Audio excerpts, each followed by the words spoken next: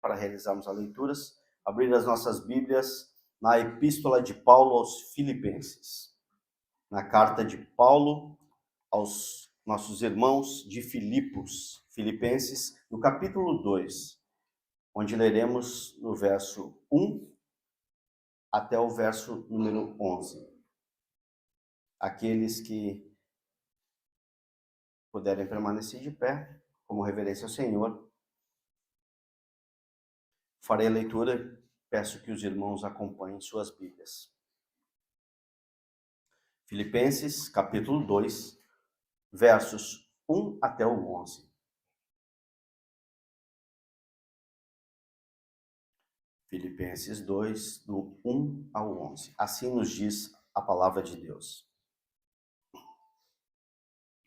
Se há, pois, alguma exortação em Cristo, alguma consolação de amor, alguma comunhão do Espírito, se há entranhados afetos e misericórdias, completai a minha alegria, de modo que penseis a mesma coisa. Tenhais o mesmo amor, sejais unidos de alma, tendo o mesmo sentimento. Nada façais por partidarismo ou vanglória, mas por humildade, considerando cada um os outros superiores a si mesmo. Não tenha cada um em vista o que é propriamente seu, senão também cada qual o que é dos outros. Tende em vós o mesmo sentimento que houve também em Cristo Jesus, pois ele, subsistindo em forma de Deus, não julgou como usurpação o ser igual a Deus. Antes, a si mesmo se esvaziou, assumindo a forma de servo, tornando-se em semelhança de homens, e, reconhecendo em figura humana, a si mesmo se humilhou, tornando-se obediente até a morte e morte de cruz. Pelo que também Deus o exaltou sobremaneira e lhe deu o nome que está acima de todo nome, para que ao nome de Jesus se dobre todo o joelho, nos céus, na terra e debaixo da terra, e toda língua confesse que Jesus Cristo é o Senhor, para a glória de Deus Pai. Amém. Podem sentar-se, meus irmãos.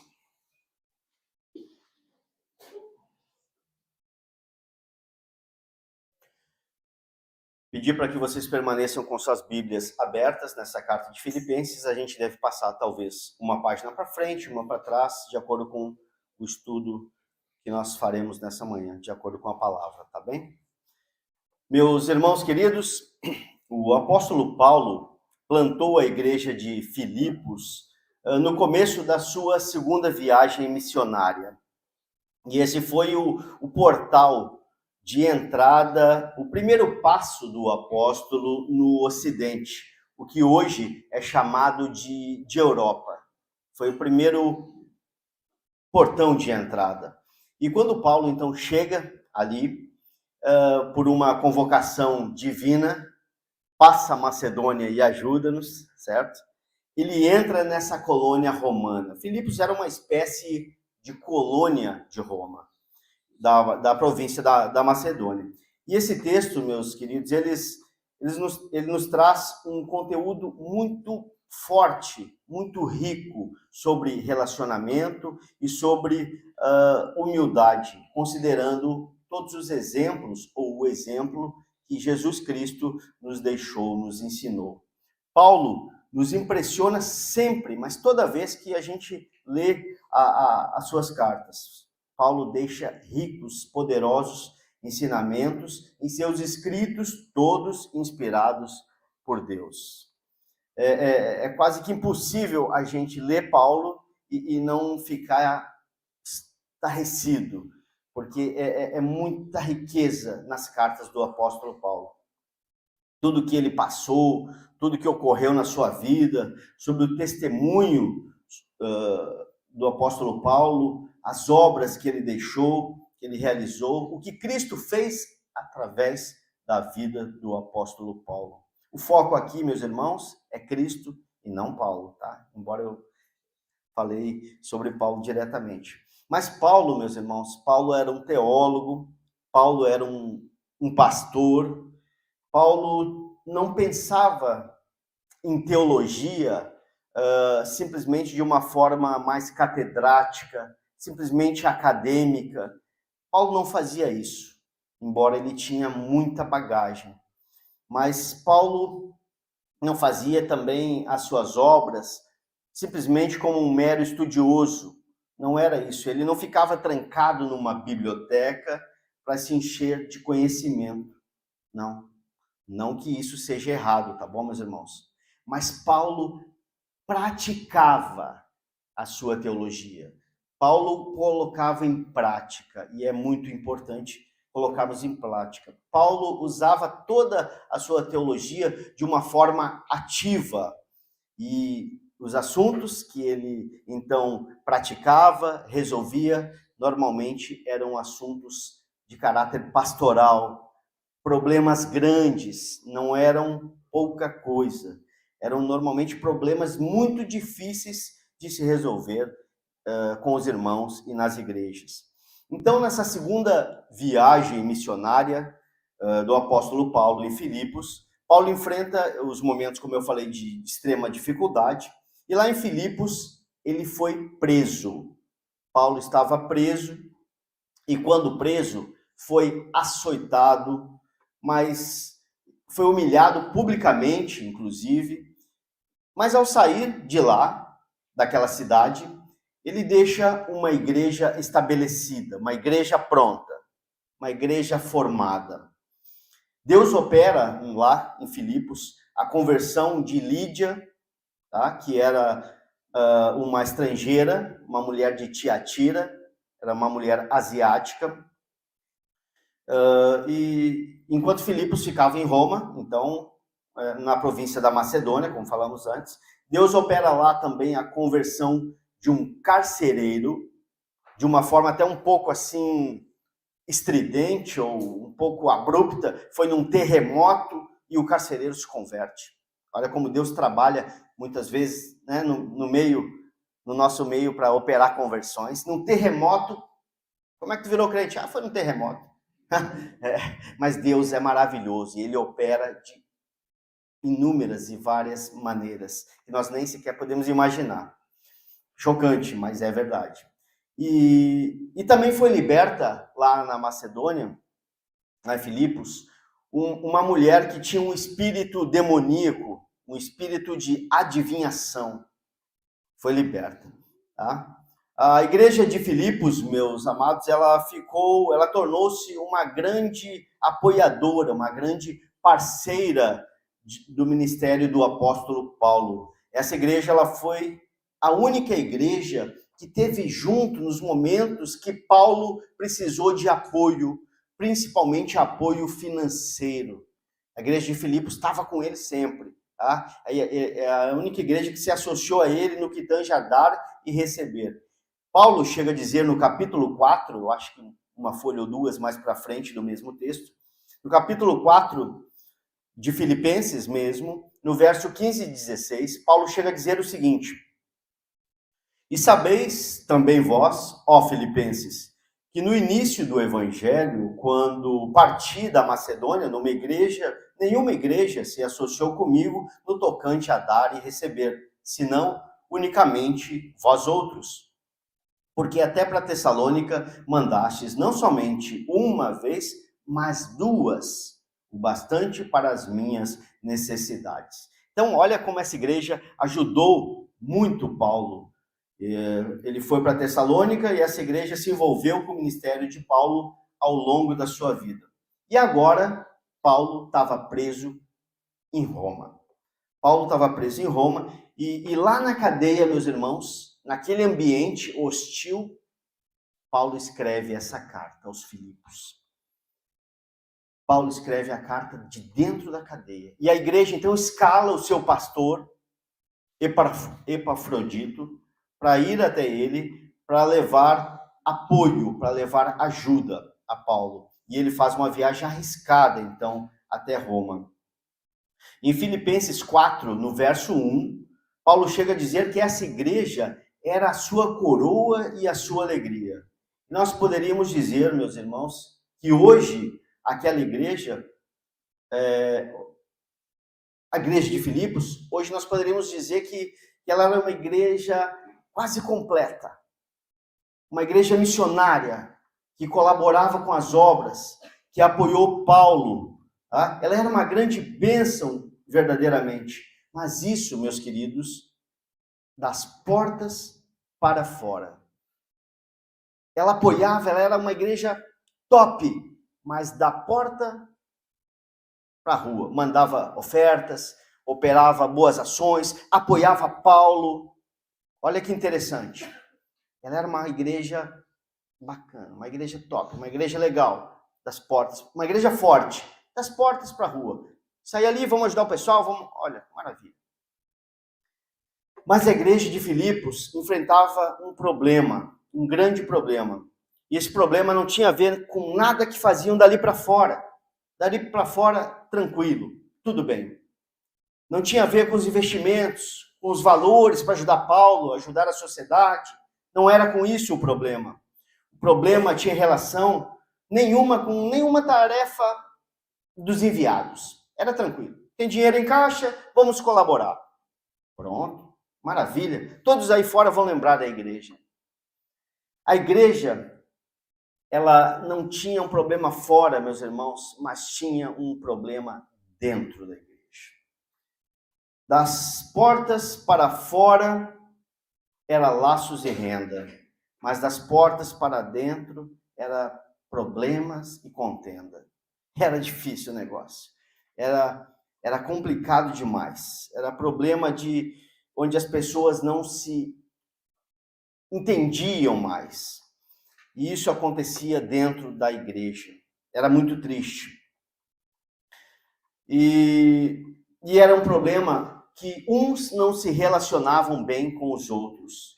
No capítulo 4, no verso 2, meus irmãos, Paulo chega a dizer que havia duas irmãs dentro da igreja, e ele cita elas pelo nome, Evódia e Síntique, que não estavam mais caminhando juntas, não estavam de acordo no que pensavam.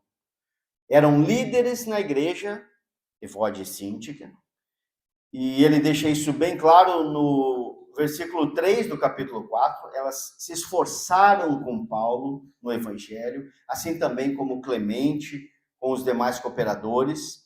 Essas irmãs, elas eram trabalhadoras, atuavam dentro da igreja, eram de ponta, eram irmãs que faziam a diferença dentro do povo, dentro da igreja. Muito usada por Deus, essas duas irmãs. Era gente mesmo de vanguarda. Eram duas crentes que metiam a mão na massa. Faziam o que tinham que ser feito dentro da igreja. Eram duas pessoas que se doavam na obra de Deus.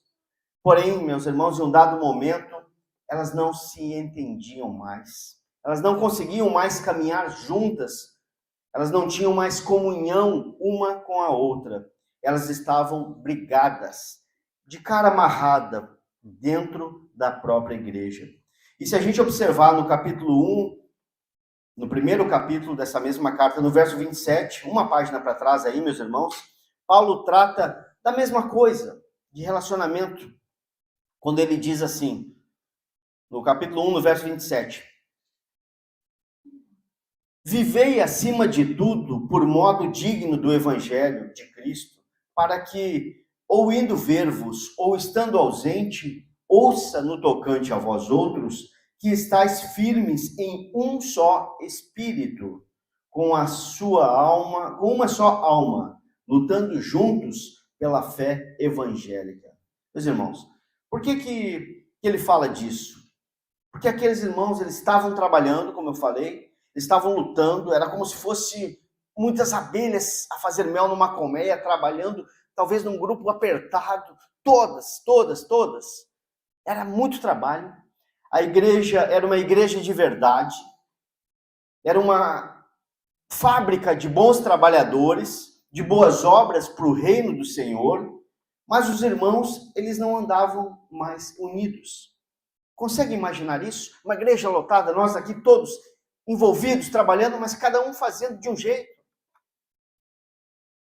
Que bagunça!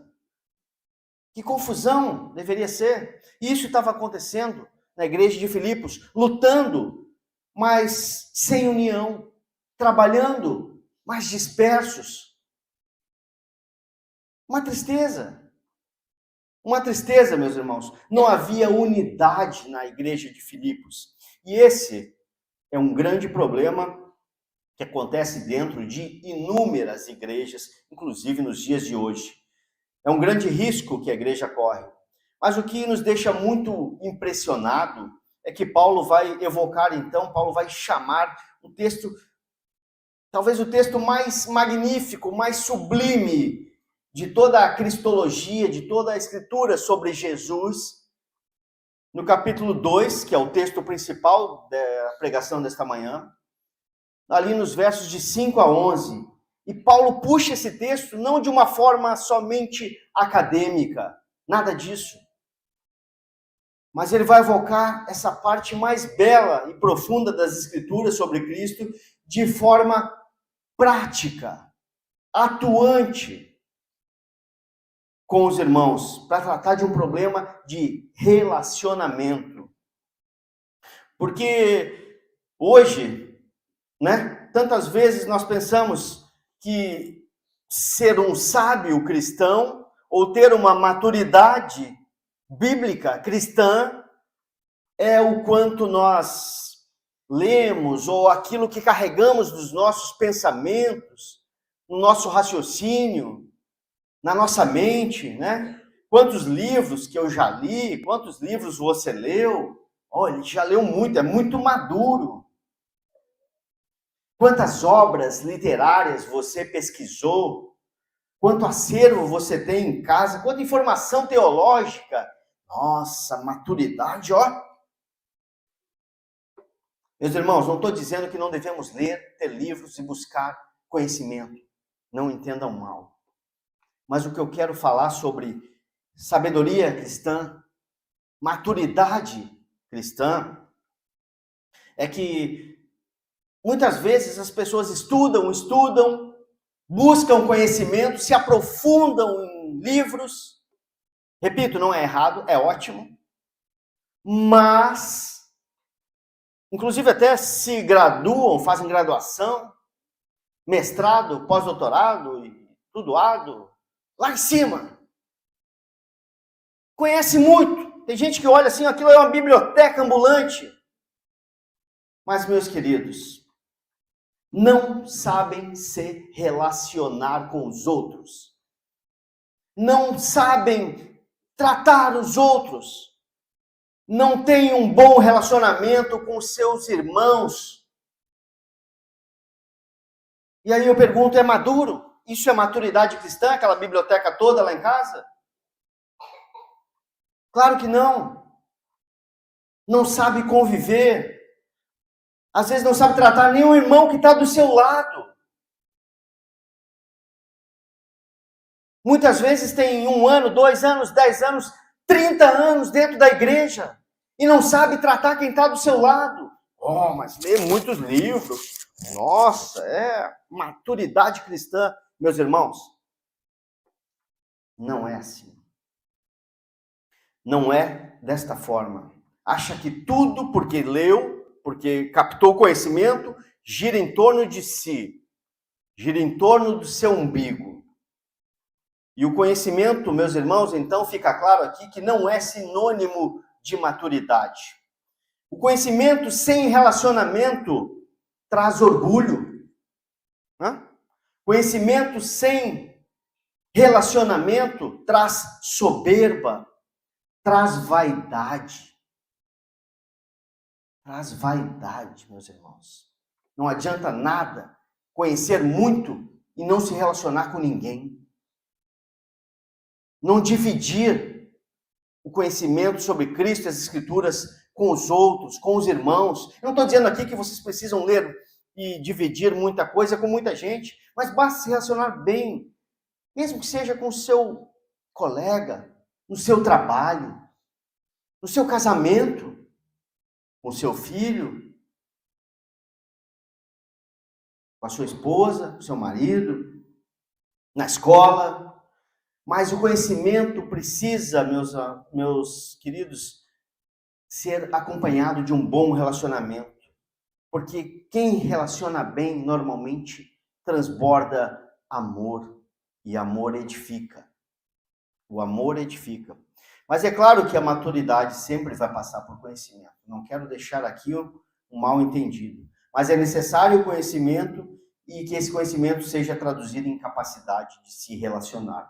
Vamos ver um exemplo bíblico aqui, tá? Talvez, meus irmãos, a mais completa obra de Paulo, do apóstolo Paulo, seja a carta que ele fez, que ele escreveu e nos deixou inspirada pelo Senhor aos nossos irmãos lá em Roma. A carta de Paulo aos Romanos, tá? Paulo escreveu a carta aos Romanos e Paulo trata de um modo firme, reto, direto sobre relacionamento. No primeiro capítulo, não precisa abrir, tá, meus irmãos? Não precisa abrir a carta aos Romanos. No primeiro capítulo, Paulo vai tratar diretamente da depravação humana. No capítulo 2, mostra Paulo que os pagãos, mostra que os judeus, mostra que até mesmo os moralistas daquela época estavam decadentes, perdidos nos pecados. Capítulo 2, tá? Destruídos espiritualmente e moralmente, como qualquer outra pessoa, tá? Depois ele reduz a todos no pecado, ele trata da doutrina da justificação pela fé no capítulo 3. Ele exemplifica a justificação pela fé no capítulo 4. No capítulo 5, ele vai mostrar os frutos da justificação pela fé. E ele revela a novidade de vida já no capítulo 6. Ele mostra o conflito espiritual, meus irmãos, no capítulo 7 da carta aos Romanos. E Paulo mostra a obra do Espírito Santo no capítulo 8. E ele revela a eleição de Israel no capítulo 9. A desobediência de Israel no capítulo 10. O plano futuro do Senhor no capítulo 11, e por aí vai. Mas no capítulo 12 até o capítulo 16, ele vai aplicar a sua teologia. E se nós entendemos bem a carta de Paulo aos Romanos, a gente vai perceber que do capítulo 12 até o 16, a gente pode resumir toda essa etapa, toda essa parte, a uma única palavra: relacionamento. Relacionamento. Primeiro, no capítulo 12, no verso 1 e 2, relacionamento com Deus. Segundo relacionamento que ele vai tratar ali, no capítulo 12, no verso 3 a 8, é o relacionamento com você mesmo, comigo mesmo. A gente não pode pensar em nós mesmos sendo mais do que realmente somos. É muito importante a gente saber quem realmente nós somos. Como sendo, muitas vezes, a gente até se enche demais. Parece um pavão brilhando, né? Tão cheio. Mas a gente parece mais do que os outros. E Paulo diz, não, precisa saber quem você é de fato. Não é tudo isso, não. Devagar. Tá? Terceiro relacionamento com os nossos irmãos. E por aí vai. Mas no capítulo 12 até o 16, a gente vai entender que a gente precisa amar os nossos irmãos, precisa proteger os nossos irmãos, preferi-los, protegê-los em honra. E o quarto relacionamento com os inimigos. A gente precisa pagar o mal com o bem. Precisamos vencer, inclusive, o mal com o bem. Relacionamento da quinta maneira que ele aborda no capítulo 13, relacionamento com as autoridades constituídas. Devemos a elas honras, devemos a elas tributos. Sexto relacionamento, 14 e 15 é o capítulo, nós nos relacionarmos com as pessoas que pensam de forma diferente. Olha bem, nos relacionarmos com quem pensa diferente de nós. Interessante isso. Somos irmãos na fé, mas temos pensamentos secundários diferentes. Não pensa exatamente a mesma coisa. E aqui vem mais uma vez aquela questão de nós nos colocarmos no lugar do outro. Olha a importância, que às vezes pode ter ideias, pode ter gostos, preferências pessoais diferentes. Até mesmo biblicamente, entender de uma forma um pouquinho diferente. Mas também foi chamado por Deus. Aquele irmão também foi puxado com cordas de amor para crer. Também foi adotado por Deus, como filho de Deus. Também foi justificado na cruz do Calvário, como eu, como você. Mas a cadência dele, o passo a passo, o processo de santificação não é igual. É diferente. Cada um tem um tempo, cada um tem uma forma. E Deus age de forma diferente. Se nós nos colocarmos no lugar dos nossos irmãos, isso tem mais probabilidade de ser resolvido, atenuado e com sabedoria. Relacionamento. Paulo chama isso de crentes fortes e crentes fracos. Os crentes fortes desprezavam os crentes fracos. E os crentes fracos, por sua vez, julgavam os crentes fortes. E dessa maneira, dentro da igreja, os irmãos de Filipe estavam divididos, brigando uns com os outros, batendo cabeça. Em outras palavras, meus irmãos, maturidade cristã é relacionamento. Tá bem? Relacionamento. Então, como é que a igreja de Filipos estava? Vamos dar uma olhada juntos, mais uma vez, no capítulo 2, nosso texto principal, no verso 3. Paulo vai dizer assim, capítulo 2, verso 3, ele diz desta maneira: não façais por partidarismo ou vanglória, mas por humildade, considerando cada um os outros superiores a si mesmo. Vamos prestar bem atenção, o que Paulo diz aqui, meus irmãos?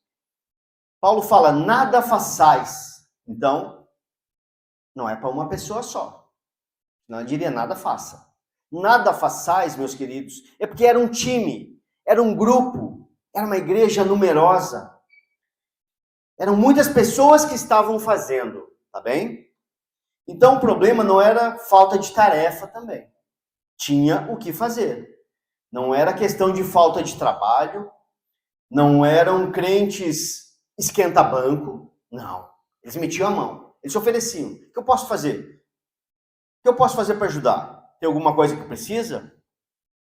Tem algo que eu poderia colaborar? Pô, mas eu só leio, eu leio. Eu só pinto, eu pinto. Eu ajudo, eu recebo, eu varro, eu troco lâmpada, eu prego, eu canto, eu toco. O que eu posso fazer? Assim era aquela igreja. Ela trabalhava. Não eram crentes omissos. Era uma igreja ativa, operante, numerosa, que trabalhava, meus irmãos. Mas o problema ali, então, era a motivação deles. A motivação estava sendo o problema. Eles trabalhavam desde que fizessem parte de um grupo. Só participamos se o meu grupo estiver ali. Se eu não estiver com aqueles do meu grupo, não faço. Meu grupo, se ele estiver na frente, eu vou. Se não, nós não vamos. Somos trabalhadores, sim. Até faço melhor que os outros. Mas o meu grupo também tem que estar comigo. Olha bem. Nós temos, normalmente, as nossas preferências. É ou não é verdade? Normalmente temos as nossas preferências. Nós também temos. Nós temos o nosso partido, muitas vezes. E esse era um problema da igreja primitiva. Da igreja de Corinto, por exemplo, tinha lá 4 partidos. Eu sou de Paulo, eu sou de Apolo, eu sou de Cefas, eu sou de Cristo. Paulo está dizendo que na igreja de Filipos, uma igreja missionária, uma igreja que era uma bênção das portas para dentro, a igreja estava dividida em grupos, dividida em partidos, em panelinhas. Mas se notarmos ainda aí no verso 3, Paulo fala de um outro problema. Verso 3, olha lá, de vanglória. E a ideia de vanglória aqui, meus irmãos, é aquela pessoa que faz, mas precisa receber os louros. Faz, mas tem que receber os holofotes. Ela faz, mas precisa que as luzes de todos os olhares estejam sobre ela. Vanglória. Quando todo mundo tiver voltado com os olhos a essa pessoa, então ela faz. Olha como eu faço bem. Olha como eu faço bem. Ela precisa de reconhecimentos. Tem a necessidade que o pessoal olhe para ela, que todos olhem os seus feitos. A verdade é que nós, seres humanos, meus irmãos, nós mortais, pecadores, nós não possuímos mérito nenhum de nada por nós mesmos. Não há nada de bom em nós porque somos pecadores, filhos de Adão, e pecamos contra Deus. E nós não temos nenhum mérito. Nenhum mérito em nada. A origem de coisas boas que temos e que fazemos, e certamente todos aqui têm coisas boas sim, mas a origem disso é de Deus. Tudo que há de bom em nós vem do Senhor. Se eu faço alguma coisa bem, é porque Cristo capacitou. A glória tem que ser dele. Eu não tenho que ser reconhecido. Se eu desenvolvi uma habilidade, tenho um dom, é porque Deus capacitou. O Senhor Todo-Poderoso. Se há alguma coisa boa em nós, vem do Senhor. Precisamos ter isso muito claro. Não há nada em nós que mereça ser reconhecido. Deixa eu citar uma frase aqui de um pastor muito querido, pastor Onésimo, pastor reformado, presbiteriano que está no Brasil. E ele disse uma vez num culto que, humanamente, quem tem que receber, quem deve ser reconhecido em determinados casos, momentos, e tristes momentos às vezes, é somente o morto. Morto é que tem que ser reconhecido às vezes. Precisa. Mas nós, vivos, não precisamos ser reconhecidos. Nós devemos ter reconhecimento para com Deus. Somente Deus, o Senhor, merece todo o reconhecimento e toda a glória. E essas pessoas, o que fazem? É buscar a glória para si mesmo. Não estão buscando a glória de Cristo. Estão buscando a sua própria glória.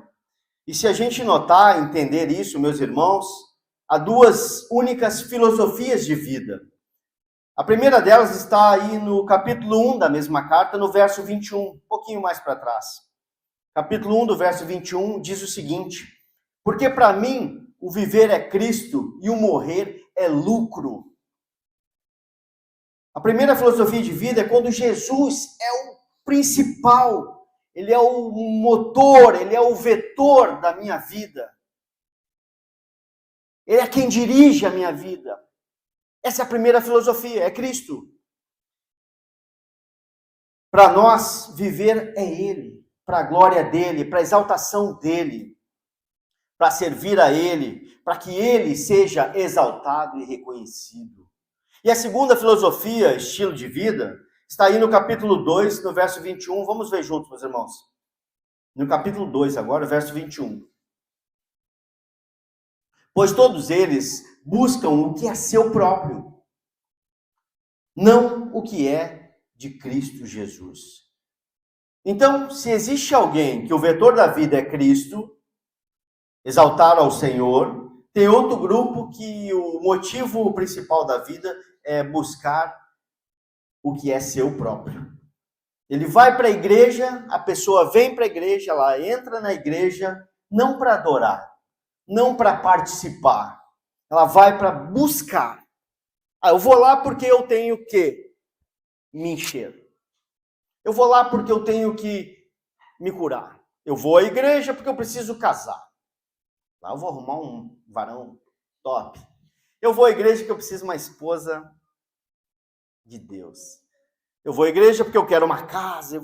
Meus irmãos, não é errado desejarmos, orarmos, clamarmos e pedirmos tudo isto. Não é errado. E com muito fervor. Mas o fato de que a gente se desloca e vai à igreja e aqui se põe, se prostra em todos os atos deste culto, é um só. é adorar ao Senhor, a Cristo. É adorar a Cristo, nosso Senhor. Deveria ter um segurança na porta de cada igreja. E quando entrasse a pessoa dizer, calma aí, só um pouquinho. O que tu vai fazer aqui? Ah, vim buscar fora. A pessoa não tem que vir buscar, ela tem que vir trazer. Ela tem que vir trazer o seu coração para ofertar o louvor, para ofertar o reconhecimento, a adoração a Cristo. Aqui, o centro tem que ser Cristo Jesus e nada mais. Eu não posso dançar aqui porque eu não posso... Já visto que até os nossos avisos é antes do culto ao Senhor, porque aqui é a oração, a pregação e o louvor a Deus. Isso, biblicamente, é cultuar ao Senhor e nada mais. Coisas que se perderam cerca de 100 anos e que hoje nas igrejas parece que é normal. As pessoas buscam para elas. Esse é o segundo estilo. Busca conforto delas. Tudo gira em torno dele ou dela. Porém, agora o apóstolo Paulo, meus irmãos, nos oferece aí uma terceira possibilidade, uma terceira via. Olha, por favor, aí no verso 4 do capítulo 2, verso 4 do capítulo 2, nosso texto principal, o que ele diz. Não tenha em vista o que é propriamente seu, senão também cada qual o que é dos outros. Então, vamos prestar atenção aqui, meus irmãos. Primeiro, Jesus Cristo, tá? Segundo, o outro. E terceiro, eu. Se eu colocar o eu na frente, depois o outro, Cristo desaparece. Então aqui a gente pode entender o seguinte, que o grande problema da imaturidade cristã, não importa quanto você conheça, é que ele põe, ou ela põe, ela mesma na frente de tudo. A vontade dela primeiro. E quando o projeto ideal de maturidade cristã é primeiro Jesus, segundo o outro e depois eu. Então Paulo começa a tratar desse assunto com a igreja. E vamos ver o que ele vai escrever no capítulo 2, no verso 1. Capítulo 2, nosso texto principal, verso 1. Acompanhe lá. Se há, pois, alguma exortação em Cristo, alguma consolação de amor, alguma comunhão do Espírito, se há entranhados afetos e misericórdias.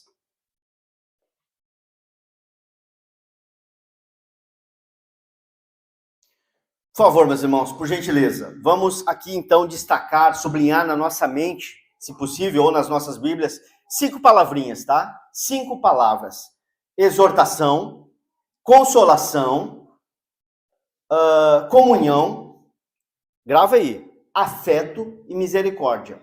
Exortação, consolação, comunhão, afeto e misericórdia, ok?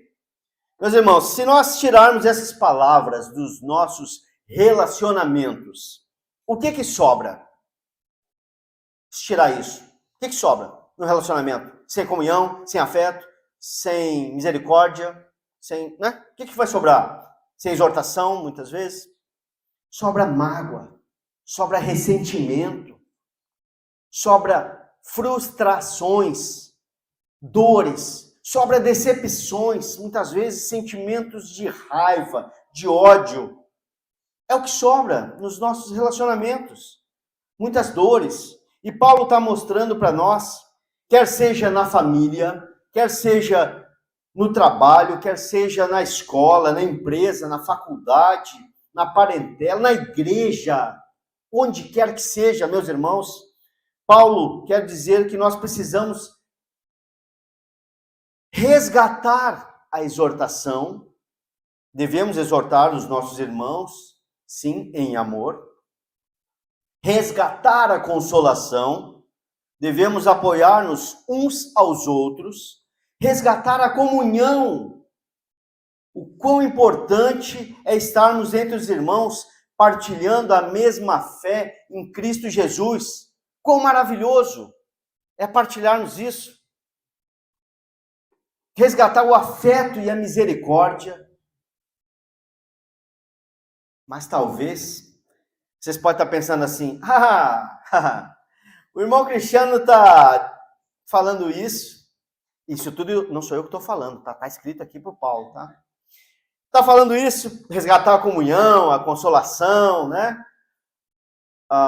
O afeto, porque ele não sabe com quem que eu convivo, lá em casa, né, por exemplo, ou no trabalho, não tem ideia quem é que divide ali o dia a dia no meu lado, não sabe, não faz ideia quem divide as minhas 24 horas. Oxi, tem até uma história de uma senhorinha que ela pedia ajuda no relacionamento com o seu marido, e ela dizia que ele era tão mal-humorado, tão mal disposto, dizia que ele era tão azedo, que ele dava azia até em copo de bicarbonato.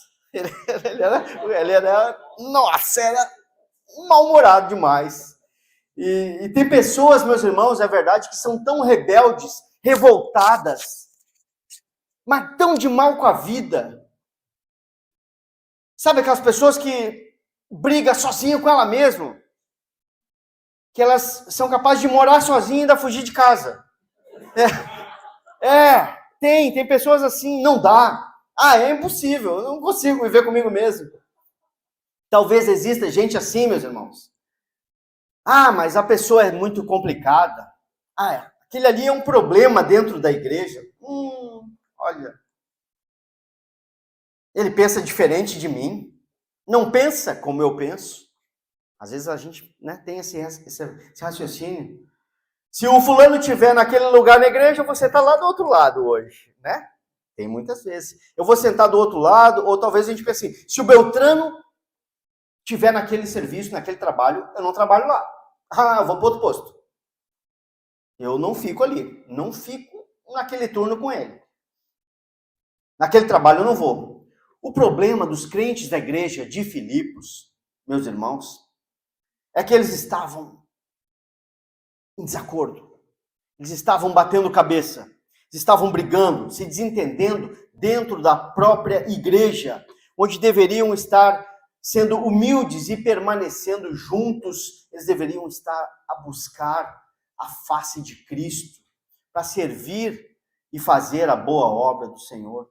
Eles deveriam estar unidos por aquele que se fez carne, como nós, viveu como homens, e mesmo sem pecado nenhum, se entregou na cruz do Calvário para morrer no lugar deles, no meu lugar, no seu lugar, e ressuscitou o terceiro dia e vive. Cristo Jesus. Mas como resolver isso? Como que eu vou fazer para resolver isso? Como é que soluciona isso? Como é que vamos encontrar uma saída para os relacionamentos estremecidos? Como que eu vou encontrar uma saída para os relacionamentos que talvez já estejam congelados pela frieza, pela indiferença? Como que eu vou resolver isso? Puxa, eu estou tentando e não... Como? E aí que Paulo entra com a teologia, meus irmãos. Ele começa assim no capítulo 2, no verso 5. Acompanha lá. Num momento difícil, Paulo vai dizer: tende em vós o mesmo sentimento que houve também em Cristo Jesus. Você quer resolver problemas do seu relacionamento, meu irmão? Tende em vós o mesmo sentimento que houve também em Cristo Jesus. Mas o que é que nós podemos aprender com Jesus? Como me relacionar corretamente com as pessoas? Como? No versículo 6, ele começa desta forma, acompanhe lá. Pois ele, Cristo, subsistindo em forma de Deus, não julgou como usurpação o ser igual a Deus. Aí eu pergunto, meu irmão, o que é usurpação? Usurpação é você querer ocupar uma posição que não lhe é devida. E você querer maior ou ser maior do que você é. Usurpação é você não ter direito de ocupar uma posição e querer ocupar aquela posição. Você vai usurpar aquilo. Não é direito seu. Está querendo ocupar algo que não lhe pertence. Isso é usurpação. Agora eu pergunto à igreja, pergunto a vocês. Jesus, o Cristo, se reivindicasse todos os plenos direitos de divindade, ele estaria usurpando alguma coisa? Estaria? Sim ou não? Não! E por quê, meus irmãos? Porque ele era e é verdadeiramente Deus. Jesus é Deus. Mas ele voluntariamente abre mão. Ele abre mão de tudo. Jesus abre mão dos seus direitos. Cristo deixou a glória onde ele era exaltado pelos anjos, pelos serafins, pelos querubins, para descer aqui e sentir a nossa dor, para ser humilhado, para ser cuspido, espancado. Cristo foi torturado, chamado de beberrão, chamado de Beelzebu. Cristo foi chamado de transgressor da lei, meus irmãos. Acusado injustamente de ser um conspirador, um blasfemo. Ele abre mão de tudo isso. E aqui uma breve aplicação. Eu pergunto, meus irmãos, eu pergunto a vocês, até que ponto nós já abrimos mão de alguns direitos legítimos nossos para nos relacionarmos com alguém? Até que ponto você já abriu mão do que era seu de verdade, por direito, para se relacionar com uma pessoa? E muitas vezes nós pensamos, aquela pessoa é complicada. Complicada demais para conviver. E Paulo diz, tende em vós o mesmo sentimento que houve também em Cristo Jesus. Mas Paulo ainda vai mais à frente, meus irmãos. Ele aprofunda. Olhemos juntos o verso número 7. Antes, a si mesmo se esvaziou. Presta atenção aqui, meus queridos. Vamos entender uma coisa. Que Jesus não foi esvaziado. Ele se esvaziou. Vamos entender esse texto. É diferente. É muito diferente. Ele se esvaziou. Foi decisão dele. Foi iniciativa dele. Ninguém o constrangeu. Ninguém o forçou. Ele próprio se esvaziou. Mas o que significa se esvaziou, meus irmãos? Como Paulo aqui nos dá uma aula de teologia, certo? Paulo, teologicamente, vamos só recordar algumas coisas aqui, meus queridos, que nós já estudamos na escola bíblica e também nos nossos estudos de meio de semana, nas reuniões de oração de quarta-feira. Nós já estudamos, por exemplo, nos atributos de Deus, nas qualidades do Senhor. Nós dizemos, à luz da Bíblia, que Deus tem atributos comunicáveis e Deus também tem atributos incomunicáveis. Os atributos comunicáveis de Deus são aqueles atributos que Deus os tem, mas é só dele. Ele não reparte conosco, não reparte com a sua criação. Por exemplo, Deus é santo e ele ordena, sede santos, como eu sou santo. Deus é misericordioso e ele ordena que sejamos misericordiosos. Porém, há alguns atributos que Deus tem que ele não reparte. O primeiro ele reparte. Misericórdia, sede misericordioso. Sou santo, sedes santos. Eu sou reto, sedes reto. Atributos que ele divide conosco. Mas tem alguns atributos que é só dele. Que ele não divide. Que ele não repartiu. Nem repartirá, nem aqui, nem no céu, nem na glória. É só atributos do Senhor. Pertence a ele. E que atributos são esses? Autoexistência, meus irmãos, por exemplo, é só dele. Só ele autoexiste. Nós dependemos do Senhor, sempre. Infinitude. imensidão, onipotência, imutabilidade, onipresença, transcendência. Ele é maior do que tudo quanto ele criou. É Deus, infinitamente maior. E ele nunca vai dar o tamanho dele, esses atributos, a nós. Pertence somente a Deus. Se o universo tem mais de 93 bilhões de anos-luz, e eu falei universo, não a Terra, o universo todo, se tem esse tamanho de diâmetro, segundo a ciência, pois Deus é muito maior do que isso. Isaías 40, verso 12, diz que Deus mediu as águas dos mares nas conchas das suas mãos. Olha o tamanho. Olha o tamanho. Louvado seja Deus. Ele é maior do que tudo. E agora diz a Bíblia que ele se esvazia. Ele se esvazia. Se esvazia a ponto de se tornar um embrião, de se tornar um zigoto, um feto, um bebê.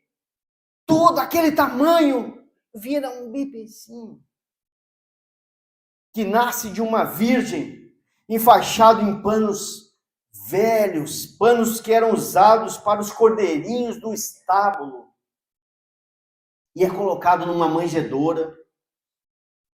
Atanásio, que chegou a ser conhecido como o pai da ortodoxia, um dos mais ortodoxos na época do século II ou III, 300 e qualquer coisa, 325, lá no Concílio de Nicéia, ele escreveu um livro sobre encarnação, e ele diz que a encarnação é o grande mistério. É o grande mistério do cristianismo, como que uma coisa tão grande se esvazia, se esvazia, se esvazia, se esvazia, a ponto de se tornar um embriãozinho e virar um bebê, e virar uma criança, e estar como homem no meio de nós. É um mistério, isso é um grande mistério. E Paulo vai dizer que ele não só abriu mão dos direitos dele, mas se esvaziou. Outra aplicação que também se encaixa perfeitamente a todos nós, meus irmãos.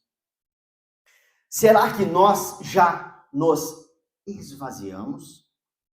Será que nós já nos encolhemos para conviver com alguém? Pensa você, hein? Quem nós pensamos que a pessoa com que... Normalmente a gente pensa que a pessoa que está no nosso lado para conviver diz, não tem jeito, essa aí não dá. É muito complicado conviver com essa pessoa. Mesmo que eu ceda um pouquinho, ela nunca vai ceder a parte dela. Meus irmãos, verso 5. Tende em vós o mesmo sentimento que houve também em Cristo Jesus. Mas Paulo, meus queridos, avança mais um bocado. Vamos olhar junto o verso 7, como ele diz assim, assumindo a forma de servo. Meus amados, mesmo ele sendo o Rei dos Reis, o Senhor dos Senhores, ele assumiu, não foi imposto, ele assumiu a forma de servo. Outra aplicaçãozinha para a gente aqui. Será que algum de nós, será que você já assumiu esse papel? Algum dia, alguma vez? O verdadeiro papel de servo. Meus irmãos, eu não estou falando apenas de servir alguém fisicamente ou aparentemente, embora isso faça parte do contexto, mas principalmente, meus irmãos, eu estou a falar aqui de uma condição espiritual, de buscar ser um imitador de Cristo em tudo e servir alguém, como Cristo fazia. Mas quer me comparar com Jesus? Jesus era, Jesus, eu? Meus irmãos, ele ordena, sede como eu sou, sede santos, porque eu sou santo. Imitai as minhas obras. Sigam-me fazendo o que eu faço, o meu exemplo. Ele não falaria isso se não fosse possível.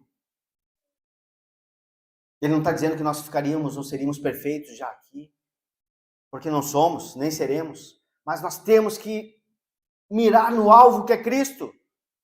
Servir, ser servo. Assumir a forma de servo. Vamos refletir, meus irmãos, sobre uma cena. Eu gostaria que vocês tentassem imaginar o que eu vou ilustrar aqui, porque é imaginável. Imaginemos nós, Jesus, no cenáculo com seus discípulos.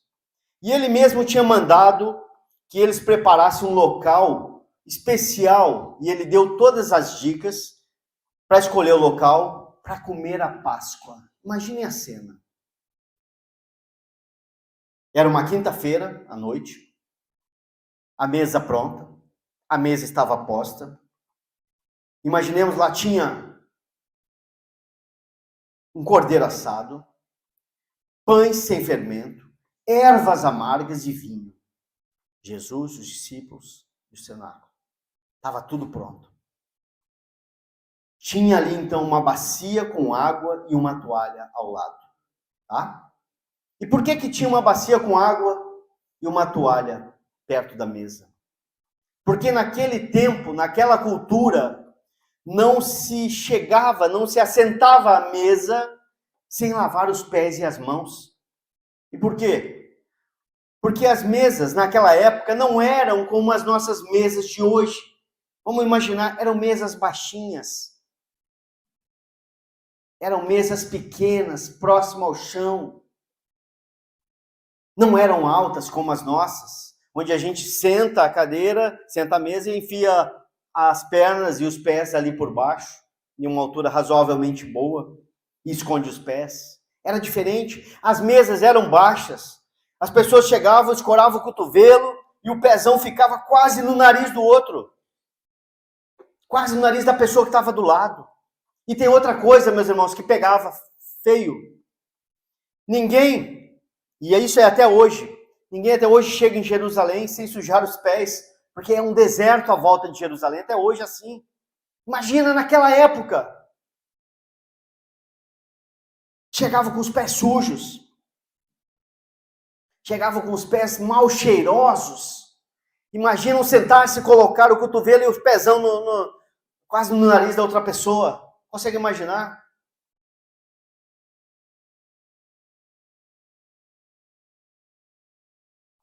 Naquela época não tinha sapato bom como tem hoje, botina fechadinha.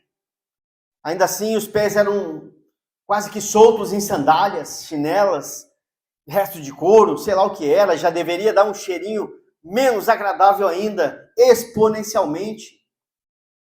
Não eram como que alpargatas, com sandálias de tiras, só com umas correiazinhas, ficava aquilo tudo exposto.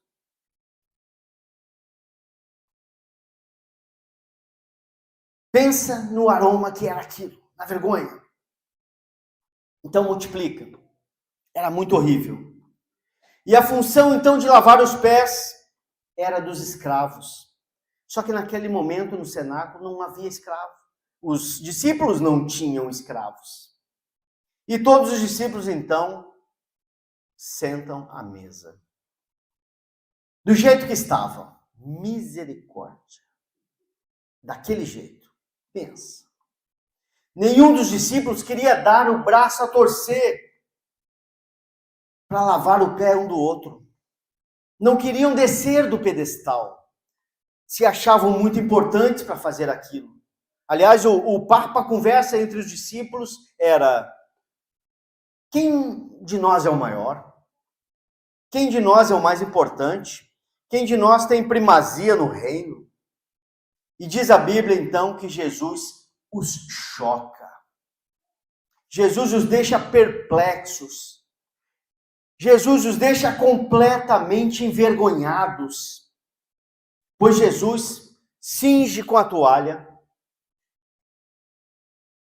e pega a bacia e começa a lavar os pés deles. Imagine o tamanho do constrangimento. Você lá com o teu pé podre, sujo, mal cheiroso, horrível. Ainda que fosse um dia bom de limpeza, era ruim, porque naquele tempo não era como é hoje. Era de vez em quando ou de vez em nunca. E Deus, Cristo, vem, põe a toalha, a bacia e diz: eu vou fazer isso. Imagina a vergonha. Imagina aquela cena, meus irmãos. Jesus lavando os pés de Judas Iscariotes, sabendo quem ele era. que te parece?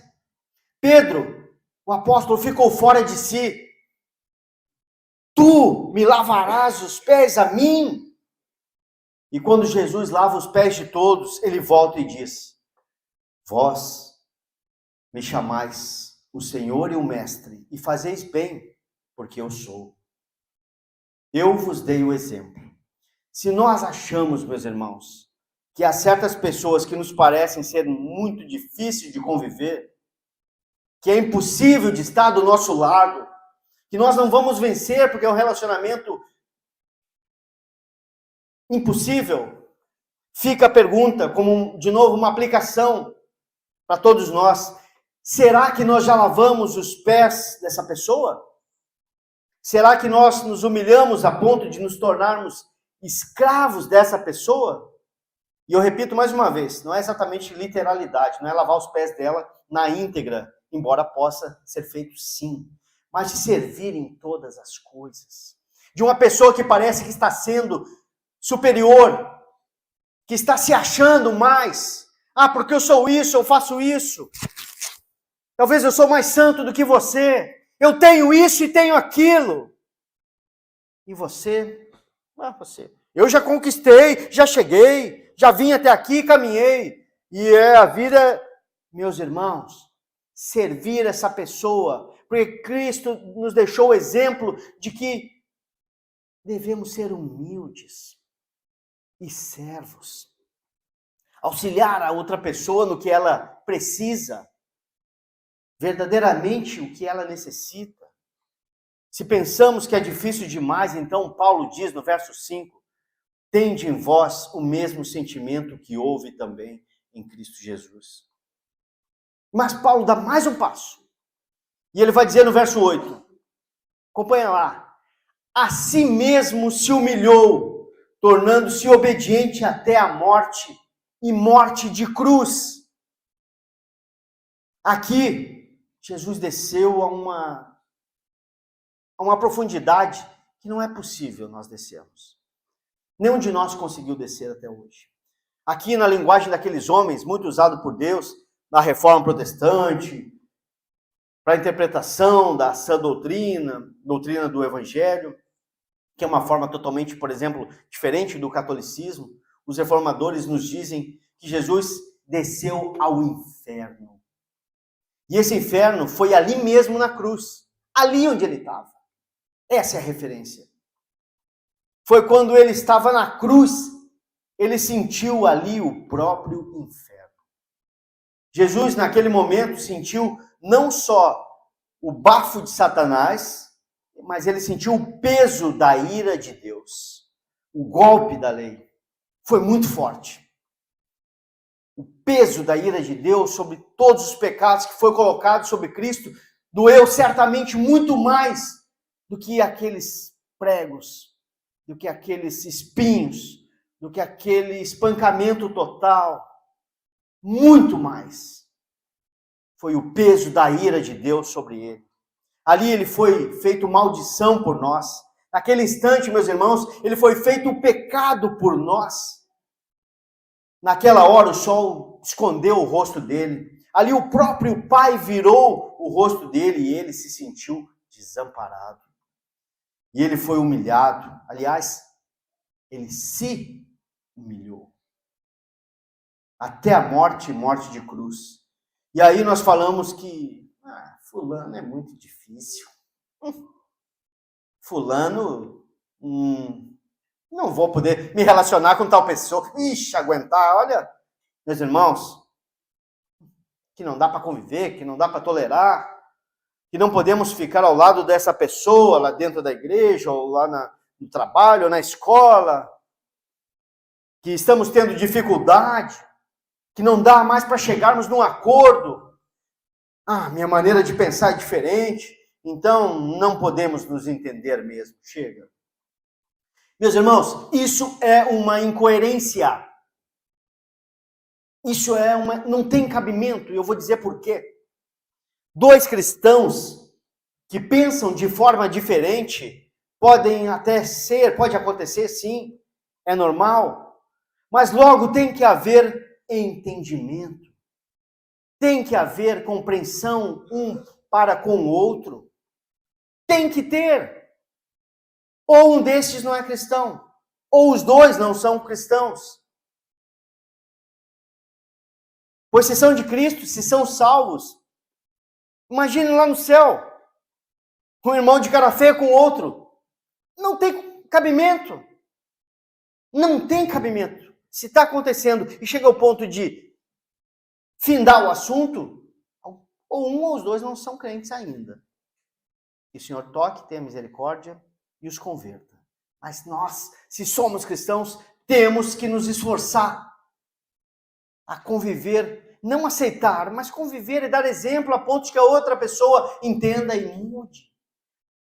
Ter o mesmo sentimento que houve em Cristo. Dar exemplo. Às vezes com palavras, sim, mas às vezes sem palavras. Muitas vezes em silêncio damos excelente exemplo. Muitas vezes sem precisar falar.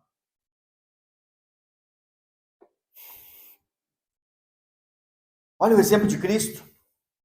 Paulo nos diz, tende em vós o mesmo sentimento que houve também em Cristo Jesus. A gente consegue observar que Paulo é um teólogo de categoria, como diz aqui em Portugal, 5 estrelas. Paulo é um pastor nota 1000. Ele usa a teologia não só para confabular, mas ele usa a teologia para resolver situações práticas dentro da igreja. E olha só o que vai acontecer agora, verso 9. Ele diz, pelo que também Deus o exaltou sobremaneira. Queridos, isso é impressionante. Isso é também muito interessante. O que ocorre aqui é algo maravilhoso, lindo demais. Porque quem se humilha, quem se esvazia, quem se torna servo, foi o próprio Cristo. Voluntariamente ele fez isso, ele se esvaziou. Ele não foi esvaziado, ele não foi feito servo, ele não foi humilhado. Ele se esvaziou, ele se humilhou. Mas na hora da exaltação, ele não se exalta. Cristo não se exalta. Quem o exalta é o Pai. Isso é maravilhoso. Isso é bênção demais. Porque seria sem nexo, seria completamente, nem sei a palavra, incoerente, sem sentido. Ele se humilhou, ele se diminuiu, ele foi servo, mas logo em seguida ele se exaltou, ele se encheu sobremaneira. Não faria sentido. Seria mal, ficaria mal, né? Não ficaria bem. Você se humilha, meu irmão, mas quem o exalta é Deus. Quem honra você é Deus. A palavra que aparece aqui no verso 9, o exaltou sobremaneira, é uma palavra única. Significa que foi exaltado ao ponto máximo. Significa que Deus exaltou Jesus ao ponto mais alto. Não tem como exaltar ou elevar alguém mais do que Jesus foi exaltado. Já está na consideração mais alta. E uma palavra que está na condição superlativa, na condição máxima, absoluta, sobremaneira. E em virtude da sua humilhação, o Pai o exalta. E ele dá o nome que está sobre todo o nome. Ele é o Rei dos Reis. Ele é o Senhor dos Senhores. Ele é o Alfa e o Ômega. Ele é o princípio e o fim. Ele é o Cordeiro que foi morto, mas está vivo pelos séculos dos séculos. Ele é o Rei da Glória. Ele é o Salvador, meus irmãos. Ele é o Senhor. Ele é a razão. Ele é a nossa esperança. Nossa única esperança. É a maneira como Deus o exaltou. É tudo isso. Assim que Deus o colocou. Assim que Deus nos coloca que Cristo é. Não há nada mais do que Ele. É uma exaltação, inclusive, universal. Todo o universo. Não confunda a palavra universal, tá, meus irmãos? Universal para todo o universo, para todos os cantos do planeta. É uma exaltação total. Porque no verso 10, acompanha lá, diz assim: para que o nome do Senhor se dobre todo o joelho, nos céus, na terra e debaixo da terra. Meus irmãos, isso significa que não há nenhum canto desse universo que não precise prestar máxima honra ao Senhor Jesus. Que não tenha que se curvar ao Senhor Jesus. Nem no céu, nem na terra, nem no inferno. Anjos, homens, demônios precisam se curvar, precisam confessar que Jesus é o Senhor. Jesus é o Senhor. Nós vamos concluir com uma observação muito interessante, muito maravilhosa, muito sublime. Jesus se esvazia, Jesus se faz servo, Jesus se humilha, mas quem o exalta é Deus quem faz. E o exalta ao máximo. Mas quando Jesus recebe a exaltação, ele devolve para o Pai a glória. Jesus é exaltado, mas devolve a glória para o Pai. Porque no versículo 11 está escrito assim, meus amados. Acompanhem o versículo 11, por favor. E toda língua confesse que Jesus Cristo é o Senhor, para a glória de Deus Pai. Que fantástico, que magnífico. Isso nos ensina muito, meus queridos, muito, mas muito sobre relacionamento. Nos ensina princípios de relacionamento. Você se humilha e Deus o exalta. Mas quando você é exaltado, você não fica com a glória para você. Você devolve a glória para o Pai, que foi quem lhe concedeu. Maravilhoso. E o que impacta mais, o que impressiona mais, quando eu digo impressiona, aqui em Portugal o termo impressão é ter algo ruim, né? Mas quando eu digo impressiona, que nos dá uma impressão boa, o que nos deixa estupefatos, quando lemos essa passagem, e até ficamos constrangidos também, em dizer que é impossível me relacionar com este ou com aquele. É impossível perdoar este ou aquele. Tem alguém lá que eu não perdoo. É impossível perdoar, porque fez isso, isso, isso e isso. Olha como esse texto nos ensina, olha o que Cristo fez, olha o que Cristo deixou como exemplo. Sendo Deus, o maior se humilhou e lavou os pés dos discípulos, e aqueles pés. Que exemplo de humilhação, de servo. Então eu quero deixar uma aplicação, uma palavra aqui, meus irmãos, que certamente também encaixa a todos. Eu não sei como está sendo a sua vida hoje. Eu não sei que tipo de lutas que cada um que está aqui está passando. Eu não sei o que você enfrenta dentro da sua casa, na sua família, no seu trabalho, ou às vezes consigo mesmo. A família mesmo, meus irmãos, tem sido um dos lugares talvez mais difíceis e tensos para se viver no mundo de hoje, em muitas casas. Ali talvez esteja até o maior problema. Muitas tensões, muitos desencontros, muitos confrontos, pensamentos, ideias diferentes dentro da própria casa. As maiores incomodações muitas vezes aparecem dentro do próprio lar, dentro da casa. Tem muitos casais que dizem: é melhor separar, porque já não estou aguentando mais. Não dá para conviver mais. Ele é tão diferente de mim.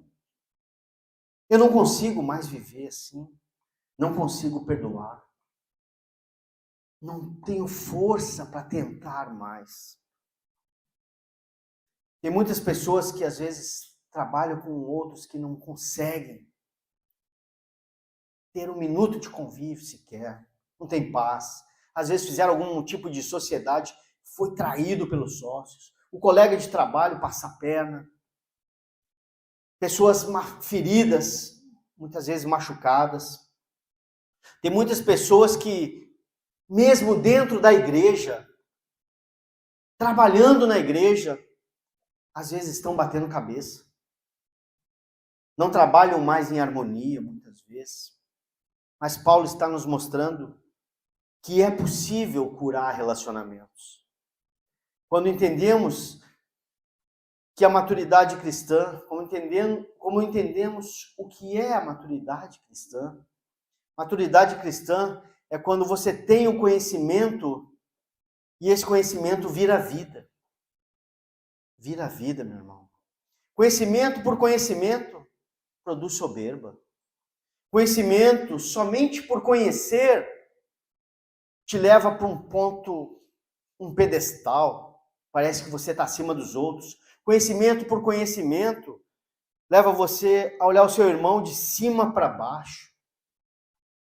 Mas quando você tem conhecimento de verdade, esse conhecimento se transforma em prática de vida.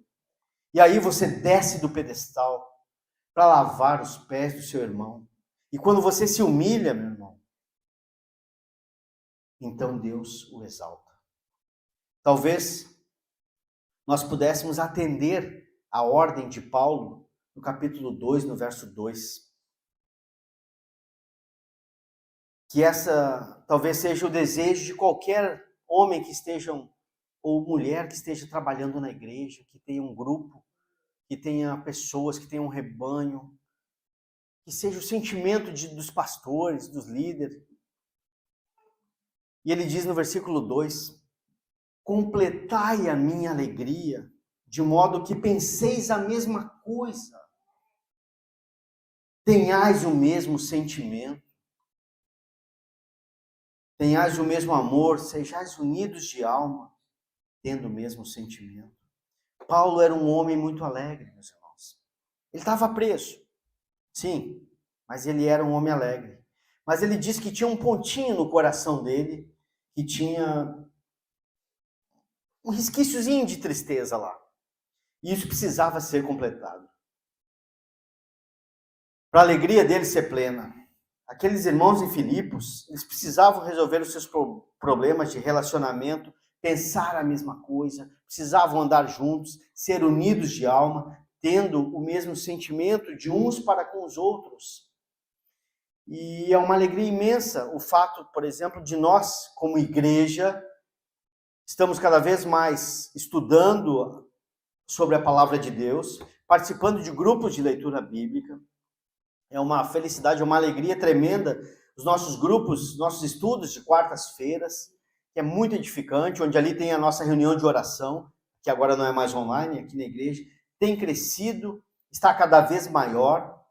É uma alegria ver que a nossa escola bíblica, cada vez com mais alunos, pessoas que são ensináveis, pastoreáveis, abertas ao pastoreio, sedentas pela sã doutrina, que cada vez mais a gente está unidos como família de Cristo. É um privilégio. É um poder participar também, é uma alegria poder participar também de uma igreja bíblica, tal como a igreja do tempo dos apóstolos. E tudo isso para conhecer a palavra de Deus de uma forma correta, não de uma maneira completamente desvirtuada, infelizmente, como muitas igrejas surgiram, eu já falei, nos últimos 100, 150 anos aí. Mas agora, meus irmãos, é o seguinte, prestem bem atenção. De nada adianta todo esse afinco, todo esse mergulho, estudar, estar aqui nas quartas-feiras, escola bíblica, culto. De nada adianta conhecimento das Escrituras se não entendermos, se não percebermos que nós precisamos buscar conhecimento, mas um conhecimento que traz vida, que reverbera na prática, que nos ensina a lidar uns com os outros com humildade, para sermos pessoas melhores, para sermos crentes melhores. E esse é o crente que tem o mesmo sentimento que houve também em Cristo Jesus. Eu quero deixar uma última aplicação para a gente encerrar, e serve para todos, mas principalmente para você que talvez ainda não seja um cristão. Para você que ainda não, se calhar, já tem escutado o Evangelho, se calhar alguém que já falou de Jesus para você, talvez você já foi a algum culto público, em uma igreja evangélica, mas você ainda não confessou que Cristo Jesus é o Senhor e Salvador da sua vida. Você ainda não se rendeu a Cristo. Eu convido você, eu convoco você, eu recomendo a você se prostrar diante do Senhor e confessá-lo como Senhor da sua vida. Não deixa para fazer isso outro dia, amanhã. Faça hoje, faça agora, porque amanhã não lhe pertence.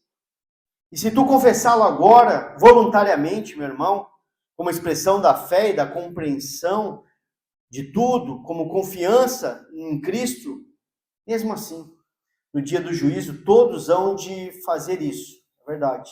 E apesar de fazer isso, receberão uma pena de destruição, uma sentença de vida eterna, mas de vida eterna no doloroso e horrendo fogo do inferno. Então não deixa para depois. Hoje é o dia da salvação. E por fim, eu quero me dirigir a você que é um cristão, que é um crente no Senhor Jesus, salvo pela graça, a que você seja, meu irmão, minha irmã, mais cuidadoso, mais zeloso no trato, não só com as pessoas, mas na sua relação com Ele, com Cristo Jesus. Entendendo que para nós, o viver é Cristo. E quando tu vive Cristo, tu ao mesmo tempo abre mão de muita coisa e se abre para o outro. Quando tu vive Cristo, tu se entrega para o outro. Para colocar Cristo primeiro, depois o outro, depois eu. Essa é a ordem que pode trazer muita paz na sua vida. Cristo primeiro, depois o outro e depois você. Que assim seja com todos nós. Que Deus nos ajude, que Deus nos dê graça em nome de Jesus. Amém. Vamos orar, meus irmãos. Ó Deus, queremos te dar graças, Pai, por essa manhã maravilhosa, essa manhã onde podemos ouvir a Tua palavra, Pai. Uma palavra tão maravilhosa que nos ensina tanto sobre o exemplo que Cristo nos deixou, Pai. Sobre o exemplo de humildade, de relacionamento. O quão importante é priorizarmos a Ti, Senhor. O quão importante é nos voltarmos para a cruz e entender que o Senhor morreu para pagar os nossos pecados, mesmo não tendo defeito nenhum, não tendo pecado nenhum. O Senhor resolve se esvaziar, se diminuir, a ponto de se transformar num feto, num bebê, e vir a este mundo, nascer numa manjedoura, colocado ali em paninhos sujos, vir ao mundo, se transformar em um de nós, encarnar como um de nós, viver as nossas dores, as nossas dificuldades, até mesmo de relacionamento, mas com um sentimento maravilhoso, um sentimento divino. E um sentimento divino foi para que pudéssemos ter o exemplo. Ao lavar os pés dos discípulos, naquele dia no cenáculo, nos ensinou tanto Cristo.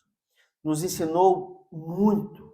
Que nós possamos colocar em prática esse ensinamento de humildade, de servir ao nosso irmão, à nossa comunidade, entendendo que somos servos, porque somos teus filhos, somos teus seguidores, somos salvos porque o Senhor, então, naquele dia se entregou na cruz para nos salvar. Derramou o teu sangue para nos lavar. Que o teu Santo Espírito aplique toda essa verdade, esse ensinamento a cada um de nós. Nós possamos sair daqui nesta manhã, ó Deus, lavados pela tua palavra, cheios, ó Pai, da tua humildade, transbordando o teu Espírito, Pai, para a honra e glória do teu santo e poderoso nome. Toca naqueles que ainda não te conhecem, Pai. E, ó Deus, trabalha na vida dos que já te conhecem, dia após dia, em todos nós, que haja humildade e que tudo seja para a honra e glória do teu nome. Em nome de Jesus. Amém.